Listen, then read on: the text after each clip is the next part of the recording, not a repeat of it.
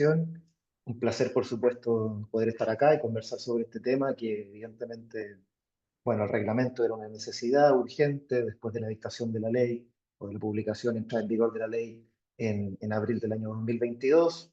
Todo el mundo, por supuesto, de los incumbentes en esta materia estaban muy preocupados digamos, la demora, 2 años por lo menos desde la entrada en vigor hasta la fecha para obtener el reglamento, que fue un proceso bastante extenso y mucho trabajo, arduo trabajo por parte de este ministerio, junto con, bueno, no solamente esta Secretaría Ejecutiva, sino también de otras divisiones, la división jurídica, la DDU, y por supuesto también el trabajo conjunto con la Contraloría, que finalmente pudimos concordar en un texto que es el que está actualmente vigente, que entró en vigor el 9 de enero de este año, que si bien, como se puede avisar a primera vista, por supuesto que se trata de un texto que está en desarrollo, por así decirlo. Entendemos de que las normas, no solamente reglamentarias, sino legales en general, sobre todo en materia de copropiedad inmobiliaria, son bastante dinámicas, y hay un proceso de aquilatación de las normas siempre con la realidad y su contrastación en la realidad, lo que nos ayuda justamente a mejorar, a reformar o a proponer modificaciones que nos permitan tener mejores incrementos, ¿no? Así que, por supuesto, agradecer la instancia, y sin más, vamos de lleno a lo que nos convoca el día de hoy, que es básicamente revisar algunas cuestiones principales que tienen que ver con el reglamento de la ley.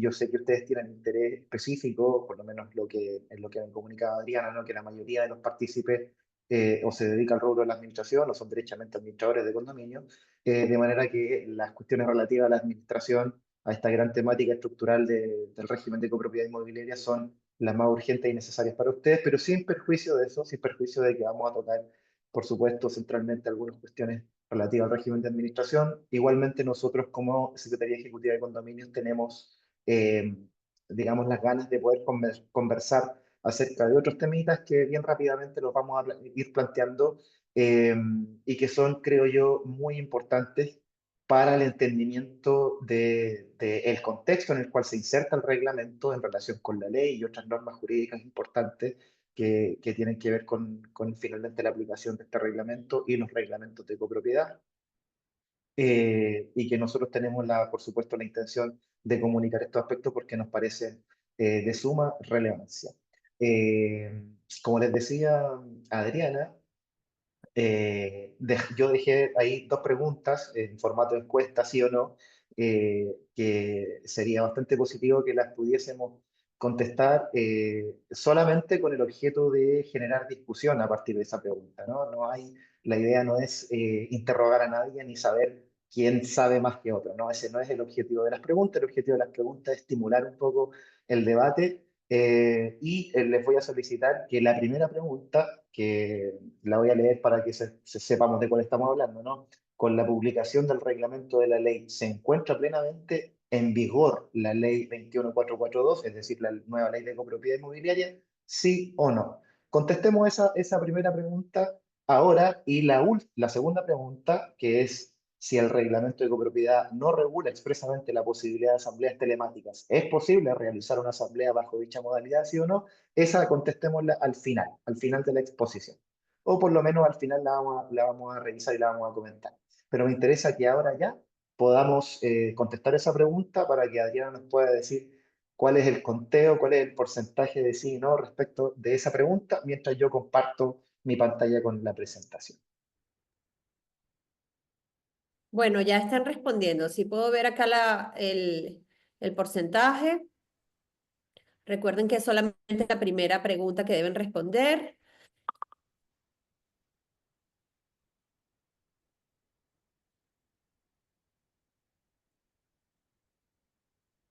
Bueno, para que iniciemos, te voy a decir la respuesta.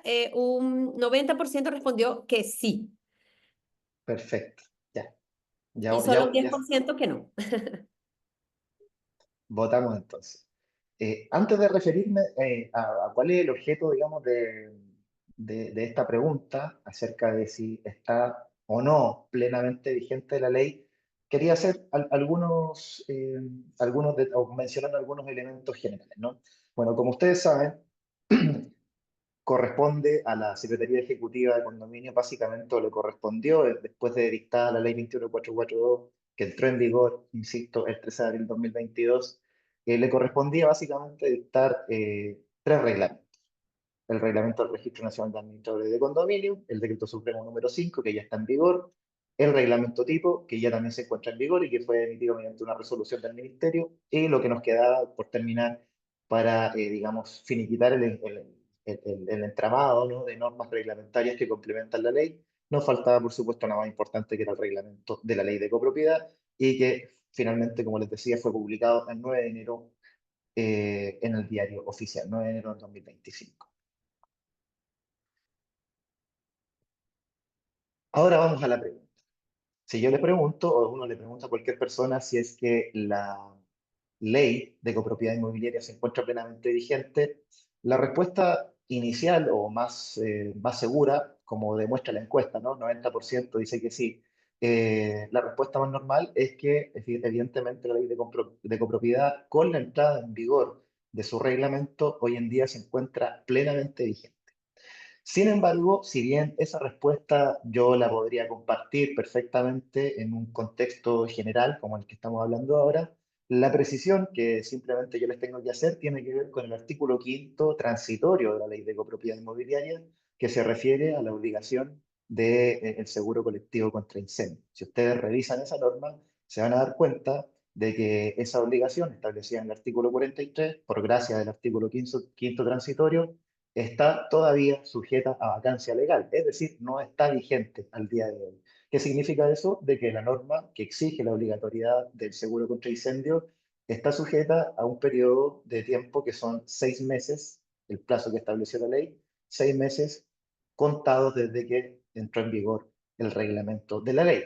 Por consiguiente, la norma relativa a la obligación del seguro contra incendio todavía no está vigente porque está bajo vacancia legal de estos 6 meses, que, como insisto, se contabilizan a partir de la vigencia del reglamento para que sea exigible esta obligación. Así que en estricto rigor jurídico, podríamos decir de que la ley 21442, ley de copropiedad inmobiliaria, actualmente no se encuentra íntegramente vigente porque todavía existen, digamos, normitas que se encuentran sujetas a vacancia legal. De todas maneras, podríamos decir que prácticamente el 90 o 95% de la ley hoy día ya sí se encuentra vigente por gracia de la dictación del reglamento. Esta precisión acostumbro a hacerla para que relacionemos dos cosas. Una, acerca de si se encuentra o no plenamente vigente la ley, y la segunda es para que se tenga presente cuándo entra en vigor la obligación del seguro colectivo contra incendio dispuesto en el artículo 43. Entonces, esto me lleva a una de las consideraciones que nosotros queríamos señalar, que es de interés para nuestra Secretaría que ustedes tengan presentes, más allá de las disposiciones específicas que tengan que ver con administración, que son estos tres puntitos que están señalados en la lámina. Bueno, entonces, ¿está o no vigente la ley? Como les señalaba, el artículo quinto transitorio nos permite señalar que en su totalidad no, porque existe una norma que está sujeta a vacancia legal, que son las materias de seguros, pero nos vamos a encontrar en la ley con otras materias que a lo mejor también podríamos decir exactamente el mismo predicamento. Por ejemplo, con el tema de los planes de emergencia y la norma técnica que se debe dictar al respecto. La ley exige justamente de que los planes de emergencia se deben ajustar a una norma técnica que señala dictará la autoridad competente, y esa norma técnica todavía no existe. De manera que ahí podríamos tener una segunda norma, o por lo menos una discusión acerca de si esa norma se encuentra vigente en tanto esa norma técnica no haya sido dictada. Otra situación similar puede ocurrir en materia de seguro respecto a la normativa reglamentaria que debe dictar la Comisión del Mercado Financiero. Existe una norma ahí en nuestra ley de copropiedad, no recuerdo específicamente el artículo en la que lo menciona, pero estamos trabajando con la Comisión del Mercado Financiero para poder aterrizar, digamos, esa otra reglamentación que debe venir de parte de ellos. Bueno, ¿qué quería mencionarles? Como ustedes saben, la ley de copropiedad inmobiliaria, la 21442, en su artículo 100, derogó expresamente la ley 19.537, es decir, su antecesora, pero estableció al mismo tiempo, o más bien, y estableció al mismo tiempo la aplicación inmediata de la ley 21442.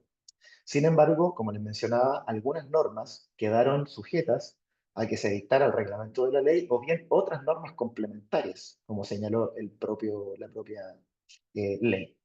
Entonces, en ese contexto, después de que entró en vigor la ley 21442, al cabo de algunos meses después, la Secretaría Ejecutiva de Condominios dictó una circular, que es la circular número 1, circular ordinaria número 1 de la Secretaría Ejecutiva de Condominios, que se refiere justamente a la entrada en vigor de la ley 21442.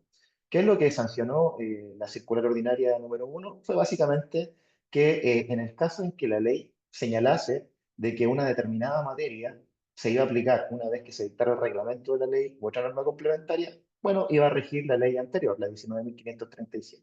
Entonces ahí lo que se sancionó en el fondo fue una forma de ultraactividad, perdónenme el concepto técnico acá que voy a utilizar, pero ese es el concepto preciso, ultraactividad de la ley 19.537. Es decir, una ley formalmente derogada, pero que va a tener efectos igualmente después de que fue derogada por mandato de, digamos, de otra ley. En este caso, fue mediante interpretación administrativa de la Secretaría Ejecutiva con la circular número 1. Fue por eso justamente que después, a los meses después, fue necesaria la dictación de la ley 21508, que vino a básicamente a darle respaldo legal a la aplicación ultraactiva de la ley 19.537. ¿Qué es lo que dijo la ley 21508? Básicamente que en aquellos casos o en aquellas materias de la ley 21442 que requirieran expresa o tácitamente la dictación del reglamento de la ley o bien de otra norma complementaria, se iba a aplicar ultraactivamente la ley 19.537. Y ahí un poco que se reguló ya la situación porque, digamos, es una ley, la ley 21.508, quien le da vida ultraactiva, ¿cierto?, a la ley 19.537, pero respecto de ciertas materias. ¿Cuáles son esas materias? Aquellas materias que la ley 21442 señaló expresamente que se requería la dictación del reglamento o alguna otra norma complementaria. De manera que lo que hacen en el fondo la ley 21508 es precisar hasta dónde alcanza la ultraactividad de la ley 19.537. Es decir, no era una ultraactividad general, no era que por el hecho de que no se dictase el reglamento de la ley no se podía aplicar ninguna norma de la ley 21442. No, señaló expresamente entonces de que lo único que no se podía aplicar eran aquellas normas en que la ley 21442 o aquellas materias de la 21442 en que expresa o tácitamente se requiriera la dictación del reglamento o de otra norma complementaria. Esto vino después a ser reforzado y aclarado y zanjado ya definitivamente el año 2024 con un dictamen de la Contraloría General de la República. Por eso es que señalo ahí en el tercer punto la jurisprudencia administrativa y la vigencia de la ley, quien, como les digo, en julio del 2024 emite un dictamen coherente y conteste con toda la, digamos, con todos los criterios anteriores que había establecido la Contraloría en dictámenes anteriores, en donde en el fondo la Contraloría lo que señala en términos bien generales, ¿no? Para no caer en tecnicismo, señala de que el hecho de que el reglamento de una ley no se haya dictado no implica que no se puedan aplicar las normas de una ley que se encuentra vigente. ¿Cuál es el requisito para que esto ocurra? Bueno, el requisito es que la ley debe contener todos los elementos suficientes para que se pueda aplicar la ley. Entonces, en la medida en que tengamos una ley o una materia de una ley que contiene todos los elementos suficientes y necesarios para que ésta se pueda aplicar, entonces hay que aplicarla, independientemente si no existe un reglamento que se encuentre vigente, ¿no? Y esto ocurrió, y les quiero dar un ejemplo aquí directo para que se entienda bien esto. El dictamen del año 2024 que les cito, ocurrió que un desarrollador inmobiliario lo que quería hacer era en el fondo eh, digamos, que se le autorizara por la dirección de obra respectiva un proyecto que no tenía acceso directo a un bien nacional de uso público. Y ocurre que el artículo 59 de la ley 21442, vigente en ese momento, exige que todo condominio debe tener acceso directo a un bien nacional de uso público. Entonces lo que hizo el desarrollador fue argumentar de que no le era aplicable esta exigencia del artículo 59, inciso segundo, de acceso directo a un bien nacional de uso público, no le era aplicable porque no estaba dictado todavía el reglamento de la ley. Entonces la Contraloría le dijo, no señor, no es así. El hecho de que no esté dictado el reglamento de la ley no quiere decir que de que usted no le sea aplicable el artículo 59 de la ley 21442, el cual está vigente desde el 13 de abril del año 2022. ¿Y por qué se le puede aplicar este artículo? Porque este artículo contiene todos los elementos suficientes y necesarios, es decir, es una norma que se basta a sí misma para que pueda ser aplicado por el respectivo director de obras. Y ahí dejó zanjado directamente toda la discusión que existe al respecto, ¿no? Con este dictamen de la Contraloría, ahora ya nuestra Secretaría Ejecutiva de Condominios puede entender plenamente de que existen en el fondo en la ley dos tipos de materias, por así decirlo, o dos tipos de artículos con materias respectivas. Por un lado están aquellas materias eh, que necesariamente requerían el desarrollo expreso por parte del reglamento de la ley o bien de otra norma complementaria. A esas normas, conforme a la ley 21.508, entonces se le aplica la ultraactividad de la ley 19.537, pero en cambio, en aquellas materias que la Contraloría llama de aplicación pura y simple, es decir, normas que se bastan a sí mismas y que contienen todos los elementos para su aplicación, en ese caso se aplica sin lugar a dudas la ley 21.442. ¿Ya? Es muy importante esta reflexión que le estoy haciendo en un principio, porque si ustedes encuentran entonces en la ley de copropiedad alguna normita que se encuentre en la necesidad de aplicar y que vean que en su redacción esa norma está exigiendo que un reglamento, en este caso el reglamento de la ley, que ya se encuentra vigente, o bien otra norma complementaria se refiere a la aplicación de esa hipótesis, es probable entonces que todavía exista la posibilidad de aplicar ultraactivamente la ley 19.537. En cambio, si la disposición o la materia en la que están revisando no aparece que tenga que ser complementada por el reglamento de la ley o bien otra norma complementaria, entonces cabría concluir de que se trata de una norma de aplicación pura y simple y que no hay ningún problema para llegar y aplicarla. ¿Ya? Hago esta reflexión, se suponía, ¿no? O se supone que esta discusión debería haberse terminado con la dictación del reglamento de la ley, pero dado que, como les he venido señalando, la ley 21.508 habla de otras normas complementarias, esta discusión va a todavía a subsistir, ¿no? Sigamos adelante con la presentación. Bueno, ¿qué regula el reglamento de la ley? Felipe, te inter- Felipe, disculpa, te interrumpo un momento. ¿Me escuchas? Sí, sí, sí, sí. Escucho, escucho. Felipe, ¿me escuchas? Te escucho, te escucho. Sí, te escucho. Ah, es para pedirte que pongas la presentación en pantalla completa, que Perfecto. se ve pequeña. No, no has Espérame. cambiado Creo que la la... lámina, ¿cierto? Espérame, a ver. Abajo, abajo, abajo donde está el símbolo al lado del zoom.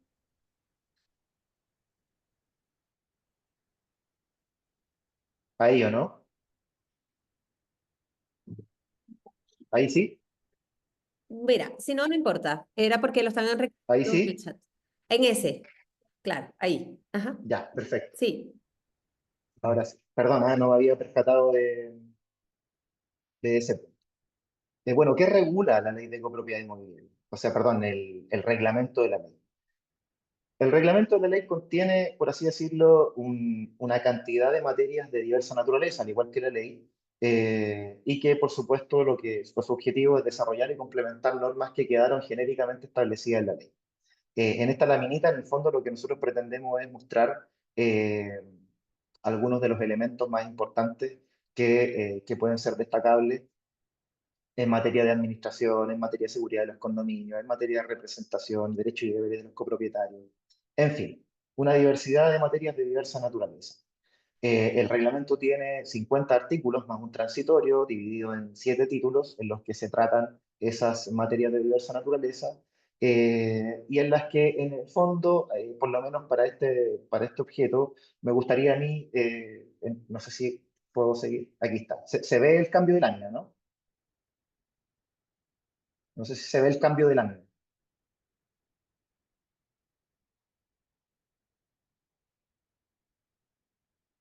Adriana, ¿se ve el cambio de lámina, no? ¿Sí? ¿O alguien del público que me pueda indicar si es que está funcionando esto? Pues sí, ahí estamos, ahí la acabas de cambiar, se ve. Ya, ya. Hay un También poco la ahí, siguiente. Arriba tienes que darle una X, pero sigamos así porque se ve, tranquilo. ya se ve, perfecto. Eh, Como les decía entonces, aparte de esas materias generales que les mostré en los cuadritos, que pues, son títulos, ¿no? Que nos ayudan un poco a orientar y a difundir qué cosas son las que son importantes en el reglamento, yo les quería traer esta lámina para que profundizáramos un poco en elementos que son, creo yo, estructurales. O sea, cuando hablamos de los principales alcances de entrada en vigor, la idea mía era un poco destacar estos principales alcances enfocados en 4 o 5 temas estructurales de la copropiedad. Y estos 5 temas los traté de englobar en esta lámina. La primera cuestión de relevancia, el reglamento. La encontramos en materia de nulidad de las disposiciones de los reglamentos de copropiedad y de aplicación supletoria al reglamento de la ley. Como ustedes saben, por disposición de la propia ley y también ahora del reglamento, cualquier norma o disposición de los reglamentos de copropiedad que sean contrarias a la ley y contrarias ahora al reglamento de la ley que entró en vigor, pueden ser declaradas nulas por el juez competente. Y asimismo, en caso de que nuestro reglamento de copropiedad omita o no considere ciertos elementos que son de relevancia para la regulación de la convivencia o cualquier tipo de normativa que deba establecer el reglamento de copropiedad, entonces, estando vigente ahora el reglamento de la ley, este va a ser de aplicación supletoria, se va a aplicar supletoriamente en caso de que el reglamento de copropiedad guarde silencio de determinadas cuestiones. Esto es súper importante, muy importante, ¿ya? Porque ahora con la dictación del reglamento, por decirlo en sencillo, entran a jugar ahora las normas del reglamento de la ley que podrían hacer caer por nulidad disposiciones del reglamento de copropiedad o eventualmente si el reglamento de copropiedad no señala o no regula ciertas cuestiones, se va a aplicar supletoriamente al reglamento de la ley. Es muy importante entonces esto vincularlo con la obligación de actualización de los reglamentos de copropiedad, que como ustedes saben, la actualización de los reglamentos de copropiedad es un mandato que está o que viene desde la propia ley, el artículo 100 y el artículo primero transitorio, se señala esta obligación. Ahora, la pregunta típica y aprovecho de contestarla de inmediato, ¿no? La pregunta típica que normalmente se hace aquí es ¿cuál es el tiempo, ¿no? ¿Cuál es el plazo para que los condominios puedan actualizar sus reglamentos de copropiedad? Conforme a lo que sostenía el artículo 100 y el artículo primero transitorio de la ley, el plazo era de 1 año desde que se encuentra vigente la ley. ¿Ya? Pero, sin embargo, como la ley entró en vigor en un tiempo y luego el reglamento de la ley entra en vigor recién el 9 de enero del 2025, y sabiendo, en conocimiento de que esta situación podía ocurrir, es que se dictó la circular número 2 de la Secretaría Ejecutiva de Condominio. En esta circular, en el fondo, lo que se hace es interpretar la norma del artículo 100 y el 1 transitorio para entender de que para que la gente, los condominios puedan actualizar correctamente sus reglamentos de copropiedad, es necesario o era necesario que estuviera vigente o estuviera dictado el reglamento de la ley.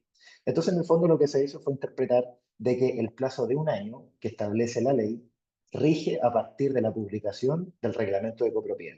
Es decir, el plazo de 1 año hay que contarlo a partir del 9 de enero del 2025. Por consiguiente, vence el plazo para la actualización de los reglamentos de copropiedad el 9 de enero del 2026. ¿Ya? Vamos a la segunda cuestión o materia de interés, creo yo que es súper importante, que tiene que ver con los derechos y obligaciones de los copropietarios. El reglamento de la ley profundiza en el registro de copropietarios, arrendatarios y ocupantes. Es súper importante esto, ¿no? El registro se llama así, el registro de copropietarios, arrendatarios y ocupantes. No es solamente un registro de copropietarios. Esto estaba genéricamente dispuesto en la ley, si mal no recuerdo, en el artículo 8, en alguna de sus letras, no recuerdo específicamente digamos, la norma, pero ya venía genéticamente regulado de manera que el reglamento de copropiedad profundizó en este registro. Este registro es muy importante y creo yo que el principal efecto que tiene este registro, aunque tiene alcance en muchas materias, pero el principal efecto tiene que ver con lo que ahora solicita el reglamento de copropiedad, perdón, el reglamento de la ley, que es distinguir entre ocupantes transitorios y permanentes. ¿Ya? ¿Qué significa esto en el fondo? En el artículo 10 del reglamento, que es el que señala las normas de convivencia y calidad de vida, se permite a los copropietarios establecer restricciones y limitaciones al uso de bienes comunes, de bienes y servicios comunes, dice el reglamento. ¿Ya? ¿Qué significa esto en el fondo? De que es posible que la copropiedad, en su reglamento de copropiedad o en otras normas de uso, también señala el artículo 10 del reglamento, puede establecer o definir limitaciones o restricciones de uso de bienes y servicios comunes para los ocupantes transitorios. ¿Ya?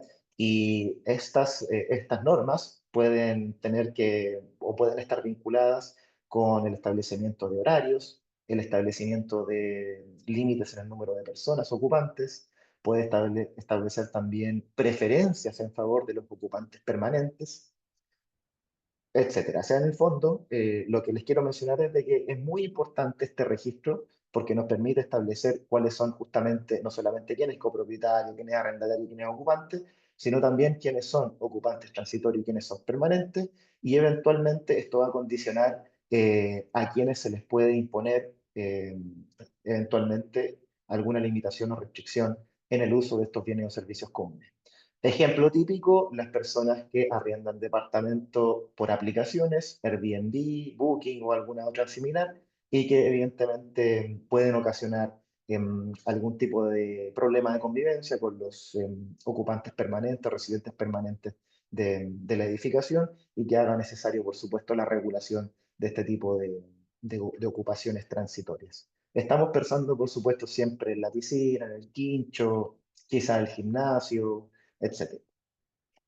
Es muy importante también el registro de copropietarios, arrendatarios y ocupantes porque esto puede tener consecuencias también en esta suerte de representación legal que estableció bueno, la propia ley y también el reglamento lo refuerza respecto a esta representación legal o suerte de representación legal del copropietario, ¿no? Que en el fondo señala de que en caso de que el copropietario no asista a la asamblea o bien, digamos, habiendo mandatado a alguien para tal efecto, ese mandatario no asista, se va a entender de que su arrendatario o el ocupante en el que él haya, digamos, entregado la tenencia del inmueble bajo cualquier título, lo va a poder representar en las asambleas, ¿no?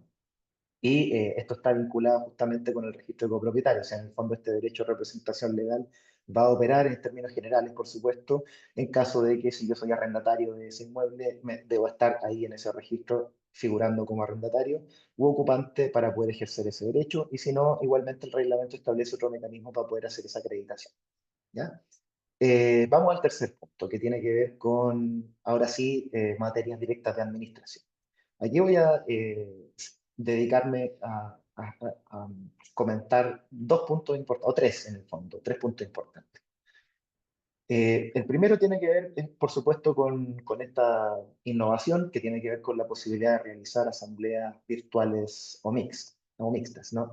La ley establece, y el reglamento así lo desarrolla, de que el reglamento de copropiedad podrá establecer, digamos, esta modalidad y regular esta modalidad de realizar asambleas virtuales o mixtas, y el reglamento de copropiedad señala los requisitos que esas asambleas deben reunir. Está el detalle, si mal no recuerdo, en el artículo 14 del reglamento. Se detalla la manera en que este se va a realizar, los requisitos que debe cumplir digamos, el soporte digamos, el mecanismo virtual que se vaya a utilizar, los requisitos que este debe cumplir y las formas de verificar también la identidad de las personas que vayan a participar de esas asambleas. Muy importante esto. Y el segundo punto recuerden de que al final dejé una pregunta relativa a esta cuestión, ¿no? A las asambleas virtuales o mixtas, que la idea es poder contestarla al final. Si quieren, desde ya le pueden ir poniendo ahí a la encuesta, pero esta quería mencionarlo para que no se nos olvidara responder esa encuesta. Y el segundo, que es en verdad dos puntos en uno, en materia de administración, tiene que ver con la contabilidad y las reclamaciones contra administradores. Vamos a hablar primero de la contabilidad súper rápidamente. El reglamento de copropiedad lo que hace en el fondo es detallar cuáles son los ítems mínimos o los conceptos mínimos que deben estar integrados en la contabilidad. Hace un detalle qué es lo que se debe registrar, y en el fondo, la idea de esto es poder mantener elementos de transparencia mínimos que contribuyan, por supuesto, a la mejor administración de, del condominio. Es muy importante tener presente que en una norma posterior del mismo reglamento que está vinculado con la rendición de cuentas, porque en el fondo la contabilidad es para eso, ¿no? Para poder tener las cuentas claras y después el administrador pueda rendir cuenta de, de su actuación. Es muy importante destacar de que, por supuesto, la asamblea de copropietarios después va a tener que aprobar esa contabilidad. Y en caso de rechazo, esto es muy importante para los administradores, en caso de rechazo de la rendición de cuentas con esta contabilidad, ese rechazo no puede ser arbitral, es decir, no puede ser porque sí, tiene que ser fundado, siempre tiene que ser fundado, ¿no? Voy a buscar la norma después, si alguien me la consulta, la norma específica del reglamento que señala esto, pero no puede ser un rechazo arbitrario o infundado. Tiene que señalar, la asamblea de copropietarios debe señalar cuáles son los motivos por los cuales rechaza la propuesta de rendición de cuentas que realiza el administrador. Y el tercer punto que quería mencionar con relación a la administración tiene que ver con el sistema de reclamaciones y sanciones en contra de los administradores. Bueno, como ustedes saben, con la entrada en vigor de la ley y posteriormente también el reglamento del Registro Nacional de Administradores, hoy en día los administradores, en caso de incumplimiento de las normas de la ley de copropiedad, su reglamento y el reglamento de copropiedad, particularmente las obligaciones que están dispuestas en el artículo 20 de la ley de copropiedad inmobiliaria, hoy día pueden ser sujeto de alguna sanción, ¿no? Hay que recordar de que en la misma normativa de la ley de copropiedad inmobiliaria, la responsabilidad en la que puede incurrir un administrador o un tercero, incluso en caso de que, en términos bien generales, no ocasione daño a la copropiedad, a los bienes comunes o a alguna unidad. Bueno, los ítems de responsabilidad son los normales y ordinarios en este tipo de situaciones, que son lo típico, ¿no? La responsabilidad civil, es decir, para resarcir cualquier daño que haya producido sobre la copropiedad, y la responsabilidad penal, por supuesto, en caso de que haya existido la comisión de algún tipo de delito, ¿no? Pero hoy día, con el sistema de reclamaciones y sanciones contra los administradores, se abre la responsabilidad administrativa. En el fondo, acá lo que hace la ley es crear un verdadero procedimiento sancionatorio administrativo en contra de administradores, que va a ser seguido, por supuesto, como ustedes lo saben ya a esta altura, por las Secretarías Regionales Ministeriales de Vivienda y Urbanismo, que van a ser los encargados de conocer estos procedimientos y emitir o imponer eventualmente las sanciones en contra de los administradores. ¿Qué es lo importante del reglamento de la ley en materia o de implementación, ¿no? Del sistema de reclamaciones contra administradores? Es que establece en el fondo el quórum mínimo para que copropietarios, arrendatarios u otros ocupantes puedan iniciar un procedimiento de reclamación que viene dado por un 15% de las unidades del condominio. Por supuesto, el comité de administración directamente puede en cualquier momento iniciar este procedimiento, este proceso de reclamación o invocar la normativa para que se inicie el procedimiento de reclamación, pero ahora con la entrada en vigor del reglamento no solamente va a ser el comité de administración directamente, sino también pueden hacerlo los copropietarios y arrendatarios que reúnan estos requisitos, como les señalaba, que es el 15% de las unidades. Muy importante entonces tener esto presente. Acá quisiera hacer un punto agregado que no está mencionado ahí en la diapositiva, pero que nos han llegado estas consultas, yo creo que es importante tenerlo claro. Nos ha llegado esta consulta acerca de si el administrador que no se encuentra a la fecha inscrito en el Registro Nacional de Administradores de Condominio, que como ustedes saben, tienen fecha hasta septiembre del año 2025 para poder integrarse a este registro. En el fondo la pregunta es si el administrador que no se encuentre inscrito en el Registro Nacional de Administradores puede o no ser objeto de una denuncia por incumplimiento y abrirse un procedimiento de reclamación en su contra, y al mismo tiempo eventualmente ser sancionado por una Secretaría Regional Ministerial por el hecho, insisto, de haber incumplido alguna norma de la ley, del reglamento de la ley o del reglamento de copropiedad respectivo. Bueno, la respuesta es sí, sí. Es decir, si alguna persona que acá que nos está escuchando y que no se encuentra todavía inscrito en el Registro Nacional de Administradores de Condominio, eh, tenía la idea de que no estando inscrito no le aplicaba todavía el sistema de reclamaciones y sanciones, pues no, se le aplica igualmente. ¿Ya? Probablemente a lo mejor algunos ya tenían claro este punto, pero nos parece importante poder aclararlo para efecto de que lo tengan presente, de que pueden ser objeto de una reclamación. Eh, y recalcar también, como lo dije hace un momento atrás, de que existe todavía plazo hasta septiembre del 2025 para que se puedan matricular, inscribir en el Registro Nacional de Administradores de Condominio, toda vez que cumplido ese plazo y imaginémonos de que no se logran inscribir después de ese plazo, por supuesto, no van a poder ejercer la labor de administrador. Y en caso de que la ejerzan, eventualmente van a poder ser objeto de alguna sanción administrativa. Lo siguiente tiene que ver con la seguridad en el condominio, pero que está muy vinculado con la administración, por supuesto, ya que por eso es que la traje a colación y que quise darle un poco más de desarrollo. Eh, Primero, el reglamento regula el ingreso forzado a las unidades en caso de o por motivos de seguridad o conservación. ¿Ya? Acá simplemente precisar de que en esta posibilidad del ingreso forzado, el administrador debe concurrir siempre acompañado de otro copropietario, dice el reglamento. La pregunta que surge acá es si es que eh, puede ser cualquier tipo de copropietario, es decir, uno hábil o uno inhábil. Podría ser pertinente para que se cumpla o se satisfaga la necesidad de la norma. Nos han preguntado eso, es decir, si un administrador quiere ingresar forzadamente a una unidad y tiene que, como lo exige la norma, estar acompañado de un copropietario, la pregunta es si es que sirve ir acompañado de un copropietario inhábil, ¿no? Y acá la respuesta es todo un tecnicismo jurídico, ¿no? Y es que la norma no distingue.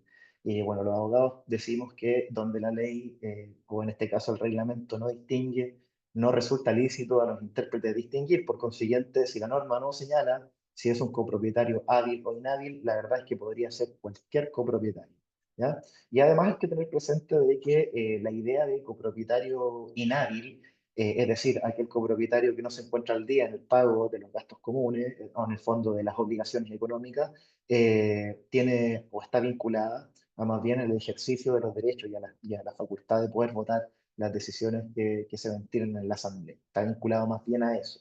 Pero en este caso, como además se trata de una situación de urgencia, en donde se encuentra comprometida la seguridad o conservación del condominio, hay que entender de que puede ser quien acompañe al administrador, tanto un copropietario hábil como uno inhábil. Por lo menos ese es el entendimiento que yo tengo de la norma. Si alguien tiene, por supuesto, alguna opinión divergente de lo que yo estoy señalando, absolutamente abiertos a recibir cualquier tipo de comentario o una opinión diversa. Seguro colectivo contra incendios. Bueno, destacar de que, como les decía al principio, conforme al artículo quinto transitorio, esta norma todavía no se encuentra en vigor, entra en vigor 6 meses después de que se dictó el reglamento de la ley, de manera que se los señalo nomás para efectos de que lo tengan presente, ¿no? Y si tienen alguna urgencia ahí, todavía tienen el plazo de 6 meses para poder hacer, o para que entre en vigor la obligación de tener este seguro colectivo contra incendios. Y el último puntito, es probable de que, bueno, en caso de que existan aquí presentes algunos administradores de condominio y viviendas sociales, ¿no? Esta obligación de contar con el seguro contra incendio también es aplicable a los condominios y viviendas sociales y desafortunadamente acá la norma que quedó en el artículo 40, si mal no recuerdo el reglamento, lo que hace en el fondo es reiterar de que las mismas condiciones que son aplicables al resto de los condominios van a ser aplicables también a los condominios de viviendas sociales sin establecer ninguna otra excepcionalidad. Sí, lo importante en el caso de los condominios de viviendas sociales es que conforme al artículo 68, si mal no recuerdo, la ley de copropiedad inmobiliaria, es posible 68, 53, voy a verificar el número de la norma, pero en el fondo que la ley de copropiedad inmobiliaria permita a los condominios de viviendas sociales postular a ciertos fondos públicos que ya sea que confieran los gobiernos regionales, las propias Ceremi de Vivienda y Urbanismo, perdón, las propias Servius de las regiones respectivas, y asimismo las municipalidades pueden destinar recursos específicos para que puedan postular los condominios y viviendas sociales y así pagar diversas cuestiones o financiar diversas cuestiones, dentro de las cuales están primas por seguro, ¿ya? Así que si bien el reglamento no desarrolla esto tan extensamente, ni establece hipótesis de excepcionalidad que puedan ser útiles a los condominios y viviendas sociales, amén o en contexto o considerando sus circunstancias económicas particulares, sí hay que tener presente que es posible financiar esas primas de seguro mediante la postulación a estos recursos que pueden disponer los gobiernos regionales, los servicios y las municipalidades. Y ya, la verdad, Adriana, no sé cómo vamos de tiempo, pero un poco para ir cerrando y luego poder concentrarnos en las preguntas que puedan existir y sobre todo en la última pregunta que les planteaba, quisiera tocar un temita relacionado con las normas urbanas y de construcción que pueden ser también importantes para los administradores eventualmente. El primer punto, que tiene que ver con los estacionamientos de bicicleta, el reglamento de la ley lo que hace en el fondo es agregar una exigencia más y es de que estos estacionamientos deben estar techados, ¿ya? Y la segunda cuestión importante o de implicancia que tiene que ver con los estacionamientos también, pero de automóviles esta vez, no de bicicletas, y específicamente para los estacionamientos de automóviles en condominios de viviendas sociales. Acá, en el fondo, lo que hay que entender es de que, de conformidad al artículo 60 de la Ley de Copropiedad Inmobiliaria, lo que se estableció es una exigencia de estacionamientos uno a uno, es decir, una unidad de departamento y una unidad de estacionamiento. Esto es aplicable solamente a los condominios de vivienda de interés público, dentro de los cuales también están, por supuesto, los condominios de viviendas sociales. Esta exigencia puede ser un poco, alguien la podría decir draconiana para este tipo de condominios, porque en el fondo involucra el hecho de que va a haber que tener un estacionamiento por cada uno de los departamentos, y es por ello es que la propia ley señaló que el reglamento de copropiedad iba a poder establecer ciertas excepciones que iba a poder aplicar el director de obras para poder reducir la dotación mínima de estacionamientos que exige el artículo 60.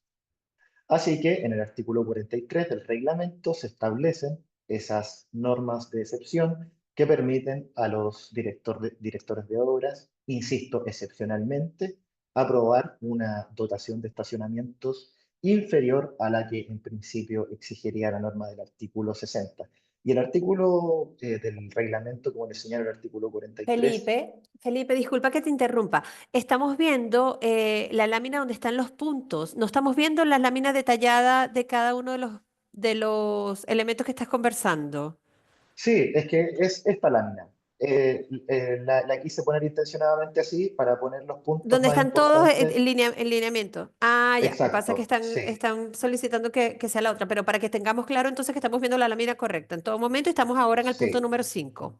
Exactamente. La Ya. idea, por lo menos de esta lámina, era poder concentrar en una sola exposición cuáles son, en mi entendimiento, los principales alcances de la entrada en vigor del reglamento, separados por temas o ítems estructurales del régimen de copropiedad, o por lo menos que yo entiendo que son estructurales. Entonces, lo que hemos conversado hasta acá, dentro de estos alcances principales de entrada en vigor del reglamento, amén de estos elementos estructurales, son la materia relativa a la nulidad de los reglamentos de copropiedad o de determinadas disposiciones del reglamento de copropiedad y la aplicación supletoria al reglamento de la ley. Segundo, las materias relativas a los derechos y obligaciones de los copropietarios, en donde vimos lo que involucra el registro de copropietarios, arrendatarios y ocupantes y las normas de convivencia y calidad de vida.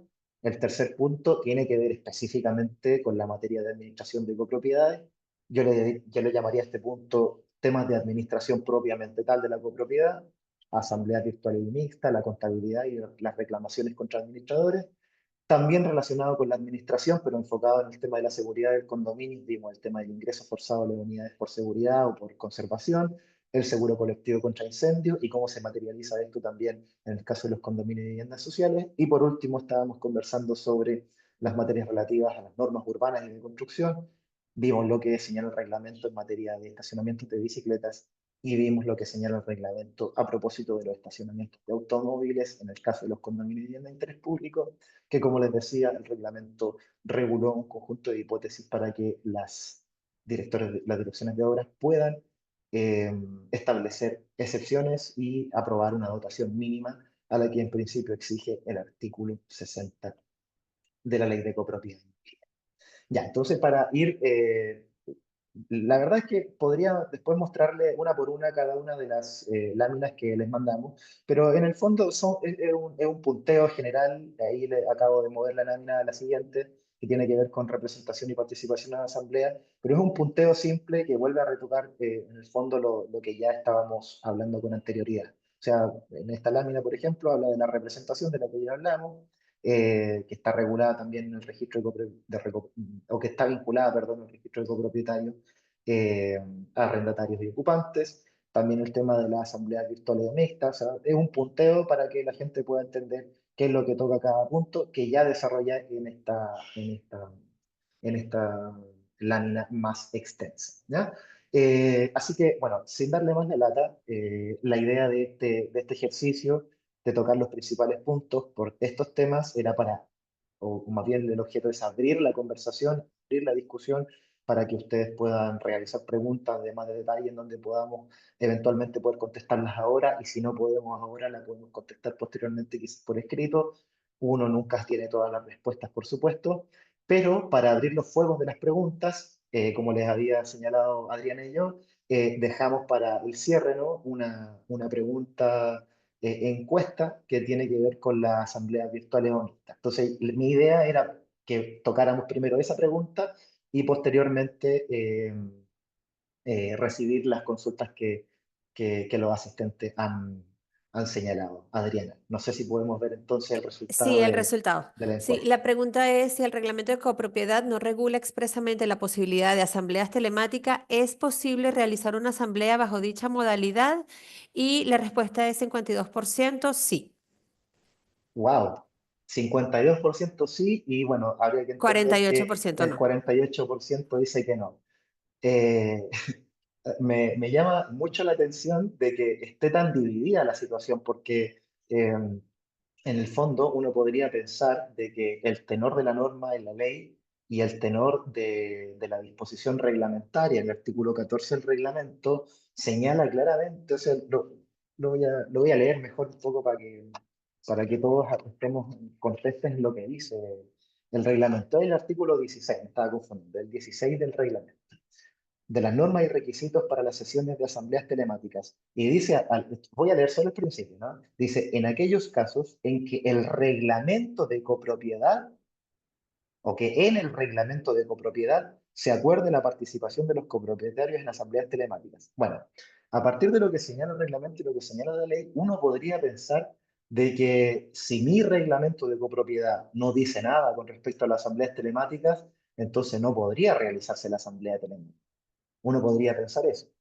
Pero ocurre que en la ley hay un artículo, que es el artículo 99, inciso segundo, que también se los voy a leer para ver si es que la votación que se realizó cambia un poco. Aquellos que votaron eh, que no, cambia un poco. Fíjense lo que señala el 99, inciso segundo. En los casos en que esta ley exija que una determinada facultad o derecho esté establecido en el reglamento de copropiedad, se presumirá tal autorización respecto de los reglamentos de copropiedad formulados con anterioridad a la vigencia de aquella, salvo acuerdo en contrario de una asamblea extraordinaria de copropietarios.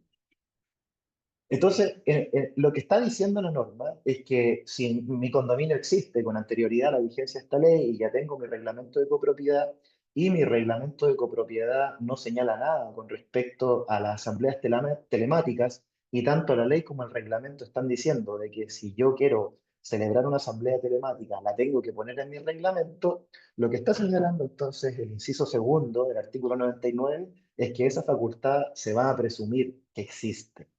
¿Ya? Y es muy importante entonces tener esta norma presente, porque a partir por lo menos de la lectura que yo hago del 99, inciso segundo, estaría de acuerdo con aquellos que votaron que sí, con aquellos que votaron que sí se puede realizar la asamblea telemática, aun cuando mi reglamento de copropiedad no señala nada al respecto. Y esta pregunta puede ser importante no solamente para el contexto actual, en el que sabemos de que la mayoría de los condominios no ha actualizado todavía sus reglamentos de copropiedad, porque tienen el plazo hasta el 9 de enero del 2026. Supongamos que estamos ya a 10 de enero del 2026, es decir, ya se cumplió el plazo y supongamos que todos los reglamentos de copropiedad, o por lo menos el reglamento de copropiedad de mi condominio ya se actualizó, se cumplió con la actualización. Pero vamos a suponer también de que en esa actualización no se consideró reglamentar asambleas telemáticas. La pregunta sería, bueno, ¿es posible entonces utilizar la modalidad de asamblea telemática aun cuando mi reglamento actualizado no consideró la realización de este tipo de asamblea bajo esta modalidad?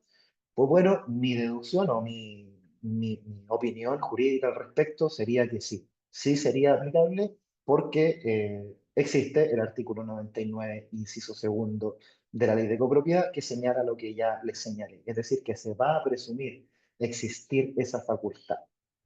Y además hay un segundo argumento que permite sostener esta tesis, ¿no? Y es de que, como les mencioné al principio, uno de los efectos o de los principales alcances de la dictación del reglamento es la aplicación supletoria del reglamento de la ley respecto de los reglamentos de copropiedad. Entonces, si mi reglamento de copropiedad no dice nada con respecto a las asambleas telemáticas, pues entonces yo entendería que corresponde aplicar supletoriamente el reglamento de la ley que sí trata las asambleas telemáticas. Entonces, reuniendo estos dos argumentos, el argumento del 99, inciso segundo, que es la presunción de autorización, y por otra parte, la aplicación supletoria del reglamento de la ley, cabría entender que aunque usted no regule en su reglamento la posibilidad de asambleas telemáticas, esta igualmente se podría realizar.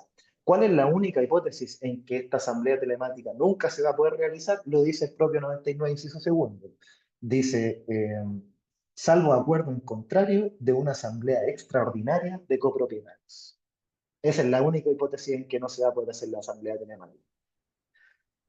Eso. Felipe, el punto número 5 lo tocaste, el de los estacionamientos de bicicletas y automóviles. Sí, sí, hablamos de eso. ¿Me escuchas? ¿Me escucho? Te Preguntas escucho, porque nos queda poco tiempo. te escucho, perfecto. Sí, sí lo tocamos, el tema 5 de los estacionamientos de bicicleta automóviles. No Ok, sé si hay una pregunta entonces, específica. sí, porque sí tengo varias. Ya. Bueno, en principio, tratando de filtrar un poco, esto lo preguntaron al inicio de la presentación. ¿Significa entonces que los planes de emergencia pueden hacer los prevencionistas técnicos y no únicamente ingenieros?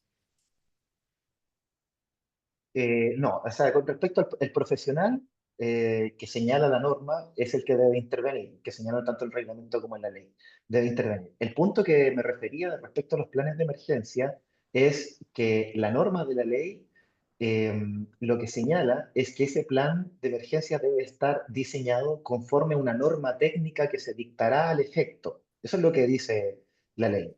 Sin embargo, esa norma técnica no ha sido dictada, no existe esa norma técnica. De manera que ahí la duda que surge es, bueno, como no está esa norma técnica, ¿a qué norma me debo acoger o atener para dictar ese plan de emergencia? ¿Ya? Entonces ahí, como le señalaba en un principio, puede surgir la hipótesis de ultraactividad de la ley 19.537. Es decir, como falta una norma que complementa la ley, que en este caso es una norma técnica sobre planes de emergencia, cabría entender de que resulta aplicable la normativa de la ley anterior, de la 19.537, que en todo caso es bastante similar a lo que señala la ley 21442, solamente que no menciona esta norma técnica a la cual habría que ceñirse y que no existe. ¿Ya? Ok, Ese es el único punto. ok. Otra pregunta ¿es obligatorio por parte de la administración pedir a cada unidad que cuente con seguro de incendio y en ese caso, será necesario exigir la póliza respectiva a cada unidad o solo se requiere tener un seguro de incendio para espacios comunes? ¿Solo a la unidad o solo a los espacios comunes? Esa es la consulta, ¿no? Sí. Ya, ok, es que no escuché bien hubo un poquito de interferencia. Sí, mira, reforzar de que la obligación, recordar, está pendiente de vacancia legal. Eso es lo primero, ¿ya? Es decir, 6 meses después de la entrada en vigor del reglamento de la ley. Posteriormente, por lo menos del tenor de la norma, yo entiendo que lo que corresponde exigir es el seguro respecto de las unidades. ¿Ya? Yo entiendo que esa sería como la exigencia a cada uno de ellos. Sin embargo, como hay que tener un seguro colectivo contra incendio, aquí esto, lo que pasa es que nos han llegado varias dudas o consultas con respecto a esto, acerca de si es exigible también seguro sobre los bienes comunes. Pero podría existir, por ejemplo, si es que el condominio tiene un seguro por sí mismo de los bienes comunes, y además cada propietario de unidad tiene un seguro que cubre la unidad y también bienes comunes, podría haber un doble aseguramiento. ¿Ya? Entonces es un tema que nosotros muy probablemente vamos a tener que sacar una circular para poder clarificar qué es lo que debe exigirse a los propietarios de unidad por parte de los administradores para cumplir con esta norma. ¿Ya? Así que es una buena consulta, la dejo anotada para que nosotros, porque ya nos han consultado con respecto a eso, no es una duda nueva y que la estamos trabajando para poder brindar claridad al respecto. Así que las anotamos para poder Ok. contestarla con posterioridad. Ya paso a otra pregunta. ¿Cuál sería el procedimiento a seguir si la asamblea de copropietarios no alcanza el quórum mínimo exigido para el acuerdo de actualización del reglamento de copropiedad y poder dar cumplimiento a la ley? Bueno, la situación de no alcanzar los quórum es realmente una de las situaciones más consultadas y más conflictivas, muy probablemente, no solamente con respecto a este tema de la actualización de los reglamentos, sino en toda otra materia. Lo que nosotros normalmente aconsejamos de que en caso de que sea ya inviable lograr los quórum respectivos para aprobar cualquier cosa en la copropiedad es llevar esto a los juzgados de policía local, ¿ya? En los juzgados de policía local nos hemos encontrado con, bueno, distintos tipos de soluciones. No me atrevería a señalar un criterio único, a pesar de que muy recientemente nos hemos contactado con asociaciones de jueces de policía local para poder digamos, encontrar ciertos criterios de decisión que podamos nosotros llamarle algo así como la jurisprudencia de los jueces de policía local en materia de copropiedad inmobiliaria, pero en el fondo lo que se solicita es que el juez de policía local pueda reducir los cuerpos, pueda establecer en el fondo, con sus facultades de decisión, sus facultades amplias de poder decisión y resolver el conflicto, poder bajar los quórum para que así se pueda desarrollar y tomar las decisiones respectivas. Al mismo tiempo, los jueces de policía local cuentan con la facultad de eventualmente imponer multas a los copropietarios, por así decirlo, reticentes o renuentes a poder asistir. Hay que tener presente de que hoy día, tanto en el reglamento como en la ley, asistir a las sesiones asamblearias de la copropiedad es una obligación de los copropietarios y que puede ser sancionada también, el respectivo, su inasistencia puede ser sancionada a través del reglamento de copropiedad, de manera que mecanismos, por así decirlo, de apremio en contra de los copropietarios renuentes a manifestar su voluntad para que esto funcione, puede ser perseguido, digamos, por esas vías, ¿no? Primero por la vía del juzgado de policía local, que es la más normal y ordinaria, pero también probablemente a través de la imposición de multas, a través de los respectivos reglamentos de copropiedad, que tienen que estar ahí estipulados, por supuesto. Así que la primera opción siempre es la vía de los juzgados de policía local para lograr que se reduzcan los quórum y eventualmente que se multe a los copropietarios renuentes para que así asistan. Ok, nos quedan un par de preguntas, pero antes me están preguntando dónde van a poder ver nuevamente el webinar. Lo vamos a subir al canal de YouTube y vamos a enviar vía mailing, como hicimos esta invitación, el enlace no solamente de la grabación, sino también la PPT, porque varias Sí, personas sí, quedaron con la curiosidad de leerla completa. sí, eso Eh, mismo iba a señalar Adriana, perdón, sí, por que supuesto. en la PPT completa, como les señalaba, aparecen estos mismos puntos que están en la lámina que estamos mirando Claro, siempre, pero detallados. pero con un detalle muy chiquitito y simple, es decir, sin citar normas, sin caer en tecnicismos ni leguleyadas, con la idea de difundir más que nada, Ok. ¿no? Y en esta PPT en la que nos concentramos fue como el trabajo más duro, pero es súper positivo que aquellos que quieran leerla completa la puedan tener y también además señalar, Adriana, de que nuestra Secretaría Ejecutiva de Condominio la próxima semana muy probablemente va a realizar también un webinar sobre el reglamento, ¿ya? Para que Ah, estén perfecto. Entonces, atentos a nuestras comunicaciones también. lo que podemos hacer es, claro, enviamos toda la información en uno, el enlace de YouTube con la grabación, la PPT y la información sobre el nuevo webinar, sobre el webinar que va a dictar la Secretaría. Te termino con la última pregunta, digo por el tema del tiempo, dice, bueno, son dos. ¿El requerimiento contable aumenta los requisitos de conocimiento contable del administrador o debe agregar un socio de contador para estas funciones? ¿La auditoría de la misma es el mismo administrador? Se pregunta. Ya, sí, sí, entiendo lo que va. Sí, por supuesto, estas funciones recaen sobre el administrador, son de él. Eh, Sin embargo, existen algunas normitas que nos podrían ayudar a concluir y entender de que por decisión del comité de administración o de la asamblea en su conjunto, se podría autorizar perfectamente la asistencia de otro tipo de profesional. Yo no veo ningún obstáculo a que la Asamblea de Copropietarios, por ejemplo, establezca que es necesario realizar una auditoría de los movimientos que ha realizado el administrador y por consiguiente se va a contratar a un tercero para tal efecto.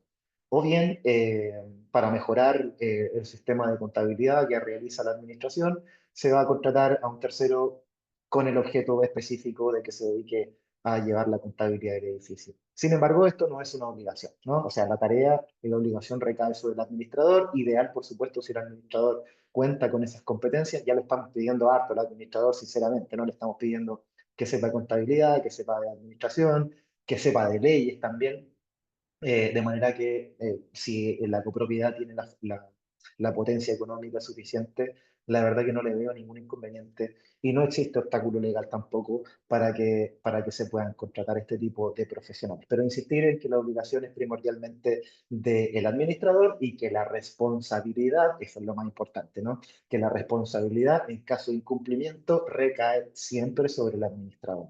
Ya no de estos eventuales otros terceros, es decir, si se contrata, no sé, a un tercero para que realice la contabilidad y esta contabilidad tiene algún error o está mala, la responsabilidad va a seguir siendo del administrador, ¿ya? Es decir, el administrador no podría escudarse en este otro tercero para poder eludir la responsabilidad que pueda recaer o que pueda hacerse efectiva al respecto. Ok, hay otra que pregunta, ¿dónde se solicita el número de certificado de copropiedad inmobiliaria para registrar el condominio en la plataforma del SEC? El número del certificado de copropiedad inmobiliaria. Mire, no sé si escuché bien la pregunta, pero entiendo que se Sí. refiere al certificado de acogimiento a régimen. Y ese certificado de acogimiento a régimen lo emiten las direcciones de obras respectivas. La dirección de obras municipales es quien tiene la facultad de acoger a régimen de copropiedad inmobiliaria y emitir lo que se llama el certificado de acogimiento a régimen. Ese certificado, por supuesto, tiene un número, una fecha, un número de resolución y una fecha, y eso se puede solicitar directamente en la respectiva dirección de obra. Lo puede solicitar por transparencia o por una solicitud directa. Ok, y a ver, acá preguntaron sobre el Registro Nacional de Administradores, que hiciste el inciso acerca del cumplimiento de esta ley. Preguntan cuánto se está demorando la Secretaría en tramitar las inscripciones. Bueno, muy buena pregunta, ¿no? Como ustedes saben, ¿cierto? Existe, la ley estableció la obligatoriedad de que los administradores se inscriban en el Registro Nacional de Administradores. El Registro Nacional de Administradores, si bien en general es de cargo de la Secretaría Ejecutiva de Condominios, la inscripción propiamente tal se materializa ante la respectiva Secretaría Regional Ministerial, ante la SEREMI respectiva, ¿ya? Es decir, el proceso de inscripción, es decir, la solicitud de inscripción y su respuesta, es llevada a cabo por la SEREMI respectiva, no por la Secretaría Ejecutiva de Condominios. Ahora, respecto a cuánto se está demorando, la verdad es que en la región metropolitana, en donde tenemos el mayor número, por así decirlo, de atochamiento, esto nosotros lo reconocemos y lo tenemos sumamente claro, básicamente por la cantidad de administradores que han llegado para inscribirse. O sea, en un tiempo teníamos bien poquita gente, luego empezó a subir y ahora, fines del 2024, y esperamos ahora 2025 que sea una gran masa de personas que se quieran inscribir y esto ha ocasionado algunos retrasos, sobre todo como les digo, en la Seremi metropolitana.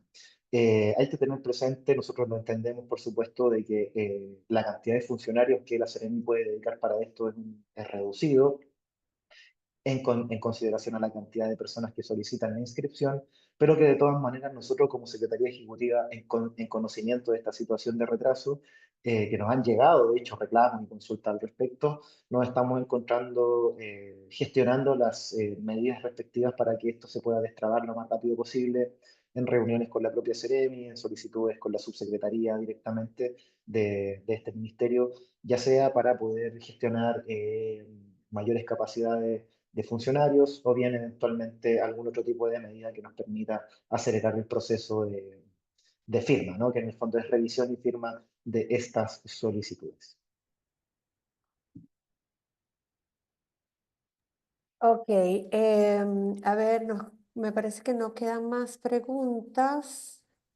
Yo creo que ya en honor del tiempo vamos cerrando. Bueno, aprovecho de recordarles lo que les había dicho inicialmente, aprovechando que tú hiciste mención, Felipe, de la certificación de los administradores, y es recordarles que la Escuela de Servicios ETSI ofrece este curso de administradores y que todos los clientes de Castor tienen un 40% de descuento. El curso es asincrónico, es virtual y lo pueden hacer en sus tiempos y momentos que más les acomode. La información la tienen en etsy.cl. Felipe, te doy las gracias por acompañarnos. Gracias por responder todas las preguntas. Me parece que las respondimos todas y que, bueno, quedan todos invitados para el webinar que se va a hacer realizar la semana que viene. Nosotros vamos a enviar la información.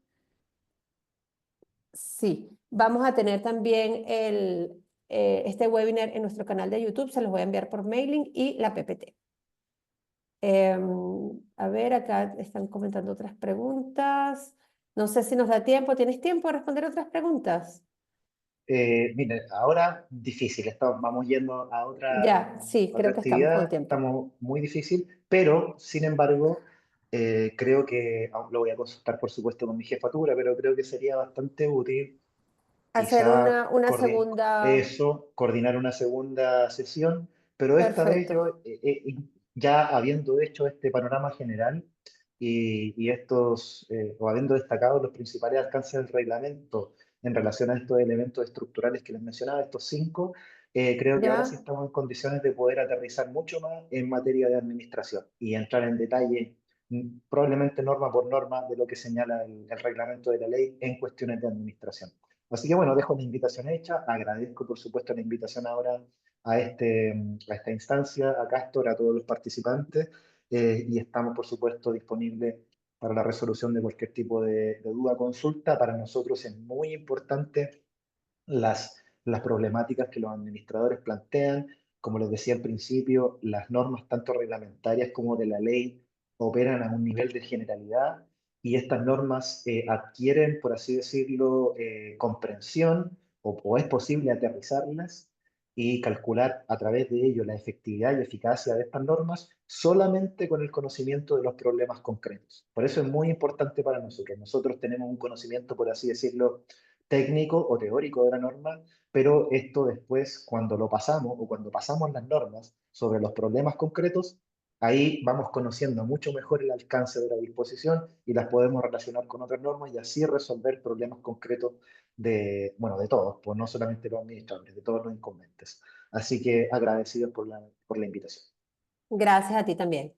Bueno, muchas gracias a todos los que se unieron. Estén pendientes de nuestras comunicaciones que vamos a enviar lo prometido. Gracias, que tengan buen día.